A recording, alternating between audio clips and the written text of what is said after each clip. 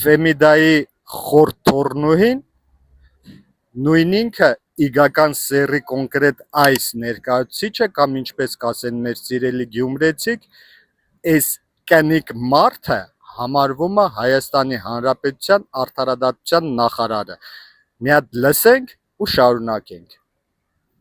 Այդ հարցերը պետք է ուղեք, չնայած հարցն էլ չհասկացա։ Մենք տեսել ենք այն, ինչ դուք եք տեսել, որ վարույթ իրականացնող մարմիններն իրենց գործողությունն են համապատասխան իրականացնում։ Հիմա ես ինչը մեկնաբան եմ այդ գործողության։ Դուք այնտեղ ուժի կիրառում չտեսաք, արդյոք ընդունելի է իրավապահ կամ ուժային, այդ դեպքում ուժային մարմիններ ներգրաված, ուժի կիրառման իրավական հնարավորություն ունեն, բայց ես պետք է գնահատեմ, ես ով եմ։ Այս կնիկը, եթե լիներ իրավաբան, լրագրողի հարցին պետքա տար կոնկրետ մեկ adekvat պատասխան, թե որքանով է իրավաչափ այդ գործողությունները ուժայինների, դա կպարզի ներքին քննությունը,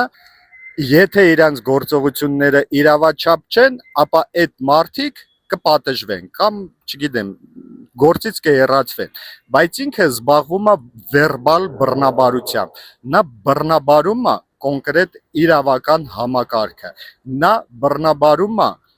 արժանապատիվ մարդկանց ինտելեկտը, նման պատասխան կարող էր տալ սվարշիկը կամ չոբանը կամ չգիտեմ որևէ մեկը, բայց ոչ իրավաբանը, որովհետև այդ դեպքում գոնե հասկանալի կլիներ, թե ինչի այդպես պատասխանեցին, որովհետև ոչ մասնագետներ են, իսկ ինքը համարվում է իրավաբան, ու դա իրավաբանի ու առավել ևս պետական բարձր պաշտոն զբաղեցնող մարդու արդարադատության նախարարի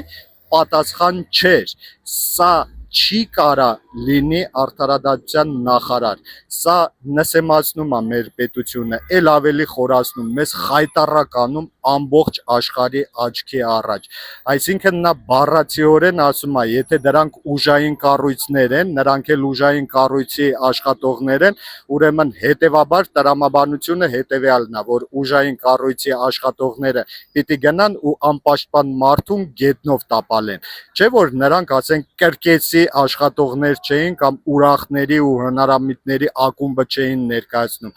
որովհետև այդ տրամաբանությամբ նրանք կգնային կամ անեկդոտ կպատմեին կամ խուտուտ կտային, քանի որ ուժայինների ներկայացուցիչներ են, նրանք կոնկրետ ուժ են գործադրել ու իրենց ուղիղ գործառույթը դա է, սա էս է ասում, հիմա կամ էս կինը